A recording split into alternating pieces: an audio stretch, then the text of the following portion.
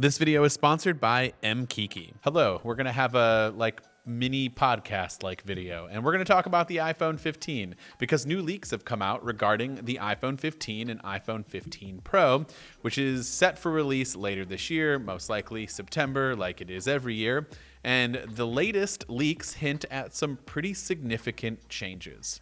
Now, before I get into everything, of course, be sure to like, subscribe, follow us on Twitter, follow me on Twitter and Instagram if you'd like, and, stay locked into macrumors.com because we'll have all of the news, leaks, and rumors about any upcoming Apple products. Now, perhaps one of the more interesting design changes coming to the iPhone 15 Pro and Pro Max have to do with the left side of the phone. Actually, the buttons right here. Rumors have been pointing to these buttons no longer being physical buttons, but instead rumored to have a solid-state design. The buttons would provide haptic feedback from 2 additional taptic engines that would be placed inside the iPhone to simulate the feeling of movement, similar to the home button on the latest iPhone SE, or the Force Touch trackpads on modern MacBooks, or even this Magic trackpad here. Same idea, it's basically a slab of glass, but when it's actually on, it gives you a little vibration to kind of signify or replace the idea of a physical button click.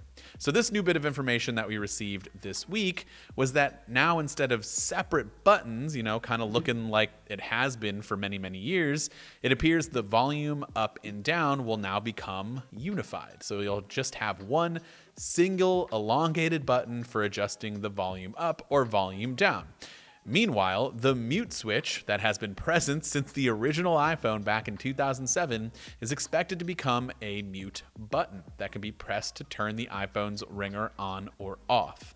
Now, I feel like a lot of people out there most likely leave their phones on vibrate, aka they turn the mute switch on. I feel like every time Apple switches from one of the physical buttons to a solid state haptic button, I have so many questions and a lot of doubt, but then when we get products like a solid state Touch ID found in the iPhone SE or the latest iPad, and then the giant trackpads that are on all MacBooks, and again, even sold separately like the one I just showed you, they all end up being really good, and so all of the doubt and everything just kind of goes out the window.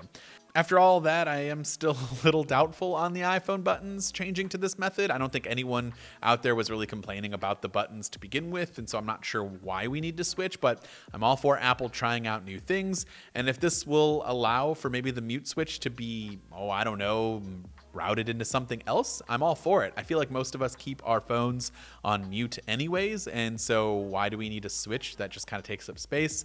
If we can get the ability to maybe change it from a mute button to something else, maybe a custom key like the Action key found on an Apple Watch Ultra, then that could be really, really cool. Now, with that said, I don't use the Action key a whole lot. In fact, I actually turned it off because I was accidentally pressing it a lot, and it's limited to just a few things that you can do on the Apple Watch Ultra that I really have no interest in using it for right now, although you can use shortcuts, but shortcuts would make way more sense for me on an iPhone as opposed to the Apple Watch, and so I would be all for, custom routing it to maybe the camera or something else, but of course, I would love to hear from you in the comments down below.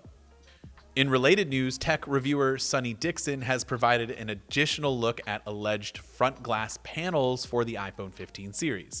And like the original leak, the images show that the Pro models will have thinner bezels around the display and that the dynamic island will be expanded to the standard iPhone 15 models. This also backs up reports, one specifically that I saw last week, that states that the iPhone 15 Pro Max could end up breaking the record for the thinnest bezel on a smartphone, which currently belongs to the Xiaomi 13. As far as the bezels go, I'm indifferent. I don't really think we need to be reducing the bezels any more than what we already have.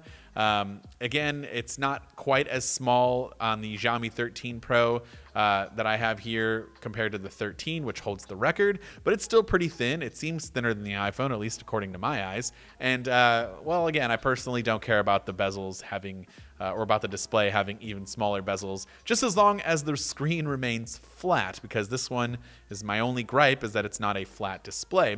And some of the reports indicate that that might not happen. All 4 iPhone 15 models are expected to be slightly curved around the edges, similar to the iPhone 11 series, although I always thought that was kind of pertaining to the back of the phone. Think of like the iPhone 5C where the display was kind of flat, but the back of the phone had that curve to it. I'd be totally fine with that, but I just don't want the display to curve because, I mean, having super small bezels and a curved display, even if it's just a little bit, is still going to be a nightmare for accidental touches. I do it quite a bit on the Xiaomi 13 Pro. It's really only my knock on the phone and phones like this, but again, I would love to hear from you in the comments down below. I don't think the bezels are that big of a deal, but you know, who knows? Love to hear from you down in those comments. Before we end today's video, I do want to tell you more about today's sponsor, Mkiki.